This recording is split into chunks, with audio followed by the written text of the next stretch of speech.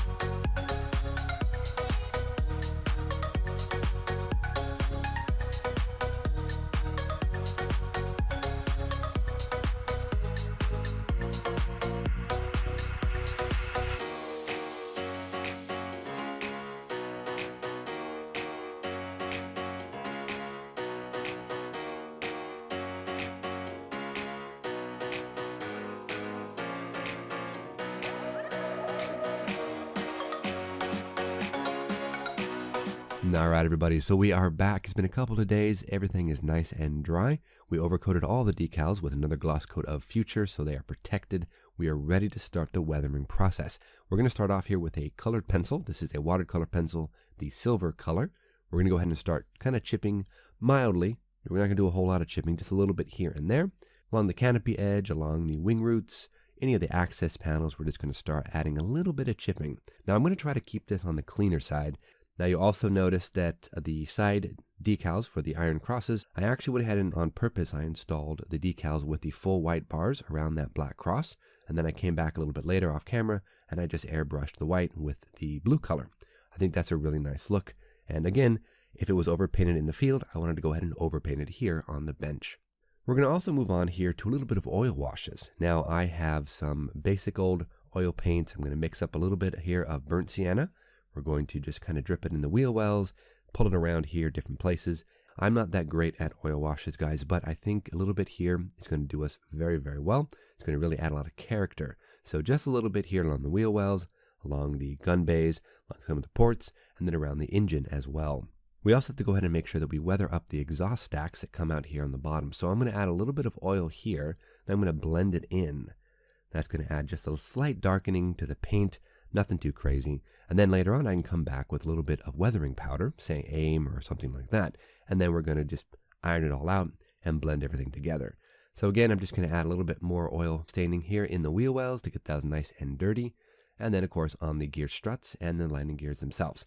Also the wheel hubs, all these good places. I'm going to give a little bit of oil wash.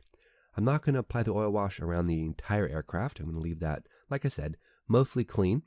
But we are going to go ahead and add it here and there in the different mechanical parts, like again the wheels and the wheel bays. So last thing we're going to do here before we move on to the time lapse is I want to go ahead and just do a little bit of pastel work. We have our earthen pastels. We're going to use some of that to dirty up the landing gear bays and the covers. I want to go ahead and add a little bit of detail there. We also have our track mud color, and we have our aim weathering powder as well. So let's go ahead and just cue up a time lapse and see what we can do to get these powders strategically placed around the aircraft.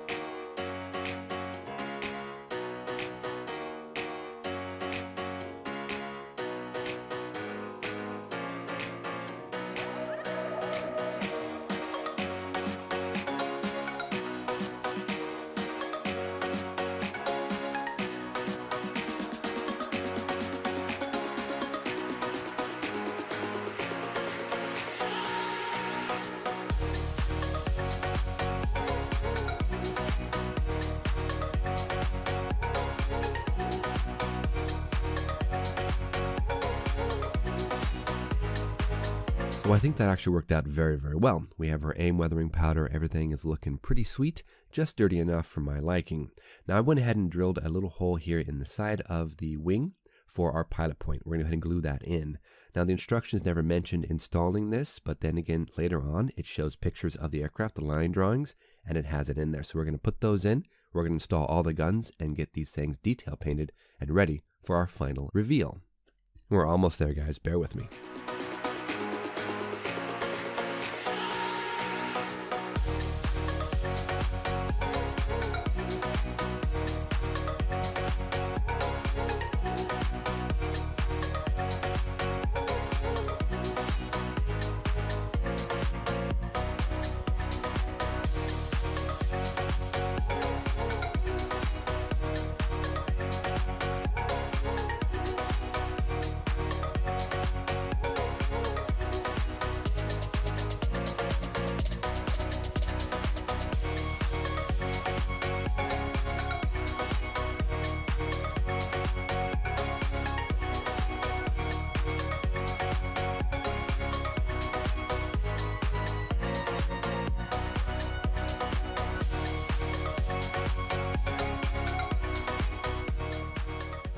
Alright everybody, welcome back, and we have the entire aircraft finished up, mounted to the base. Let me go ahead and show you the Accurate Miniatures 140A scale FW190A-8 Joseph Priller Black 13. This actually turned out really, really well. I did not imagine this would be as fun as it was to paint up the figures and then to place them on the board. I'm trying to tell a story here, of course. We got the aircraft and we got our concrete base. If you guys want to see a bit more detail about that concrete base, let me know in the comments below and I'll do a little tutorial on how I did that. The overall model kit itself was very, very nice, very fun to build. There was a little bit of issue here and there with some of the fit panels. Most aircraft that I've built, the default setting for the aircraft are to have the panels close, like for the gun bays and the engine. The default for this model is to have those panels open.